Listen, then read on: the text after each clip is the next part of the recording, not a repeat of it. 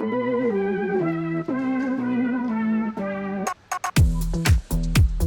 huraina no ngā kākahu no Te Taura Whiri i Te Reo Māori.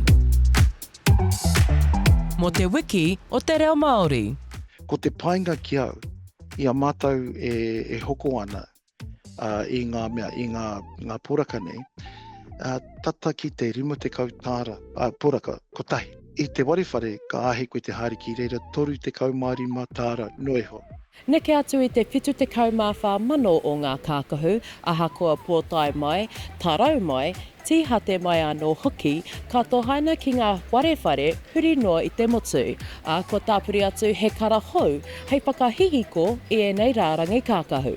We did have t-shirts in a green, and if you look around you can see that the green's all gone now, so that was really popular. But I think it's anything where you can get a mix of sizes to fit the whole family, because that's what they're doing. They're buying a t-shirt for mum, a t-shirt for dad, and then one for the kids. Ko tā te minitia o te warewhare kei Papanui, a Tracy Murphy, he rorotu ēnei kākahu mō te hunga kaihoko mai i tana putanga atu i te praere.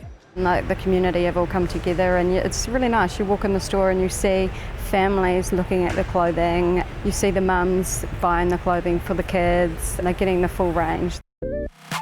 Hei tā te tumu whakarai o Te Taura Whiri i Te Reo Māori, a Ngahiwi Apanui, he hia no rātou kia wāwā ngā kākahu, ahakoa te pakeke me te rahinga.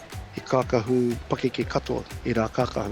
Nā reira kāro mātou, me whānui ake te huinga o ngā kākahu, e tahi mō ngā tamariki, e tahi mō ngā pakeke. Me te mea no hoki he ātāhua ne, he ātāhua ngā tāngā te whakatauira ana i ngā mea kākahu nei, ka titiro au ki te tāne me te whakaaro, mena i pērā rawa hau ne. Kua wātea ēnei kākahu, tainua ki te pautanga o ngā kākahu katoa. Shakayla Andrews Alapaki, Tahu News.